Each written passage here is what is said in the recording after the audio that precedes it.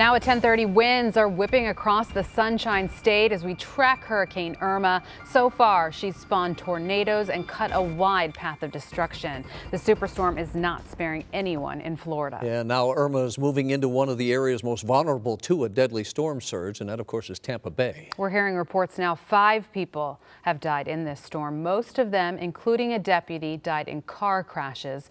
Authorities are warning people about dangerous storm surges, especially around Tampa Bay. 3.5 million people are without power. Several tornadoes have reportedly caused severe damage in eastern Florida. The storm is sucking the water out of many shallow bays, and Irma is still holding as a Category 2 as it pushes north through Florida. Our own Steve Cooge is in one of those spots where power has been knocked out. Yeah, he's actually near Kissimmee, Florida, not far from Orlando. Steve, the rain seems to be picking up behind you. Yeah, that's to say it lightly. This storm is so big, guys. We're currently in the middle of getting hit with the full force of Hurricane Irma. 100+ mile-an-hour gusts are slamming into us. The eye of the hurricane at this time is only about 20 miles directly west of where we are here in Kissimmee, and things are not boding well for the hotel that we're at right now.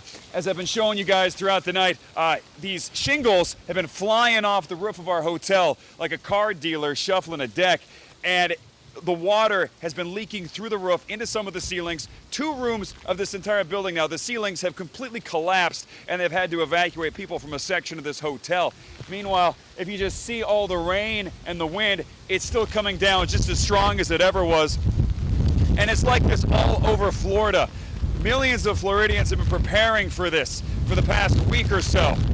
Still, tonight we know a number of homes have already been lost. This is one of the hardest hit areas we've seen so far. According to the National Weather Service, Hurricane Irma spawned a tornado in this community of Palm Bay, and it did some major damage. This is just some of it. We're going to give you a little walk and tour around this community. Here's you got a power pole down, completely destroyed the transformers out. The wind ripped the roof off of this home over here, right on the edge of the ocean. This house is likely a complete loss. Parts of that house were scattered, thrown over here along with wires, tree branches, pieces of shingles, parts of the roof, beams. And as you can see, this was not a poorly constructed home. It was put together with thick nails. We have trees over here snapped right at the base. So walk over here. You can see this big tall structure. This was a palm tree. It's now snapped in half. The other end of that palm tree is about 100 yards down the block. Let's keep walking.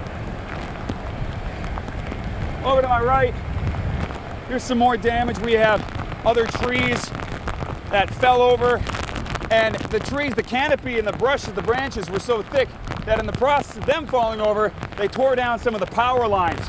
All the power and electricity has been completely cut to this area of Palm Bay. It's like everywhere you turn on this street, there's just more damage. It keeps on spreading and going. Here's a street lamp, what used to be a street lamp, now on the ground. Here's a huge section of someone's house, possibly an add-on, a porch, or an overhang. Parts of the roof was entirely ripped off. Just an incredible amount of damage there. Oh, and here's that other tree we were talking about. The tree that snapped in half. Here it is, right here. It takes an incredible amount of force, an extremely violent wind speed to be able to do this kind of damage. And this is just a taste of some of what we're seeing around Florida.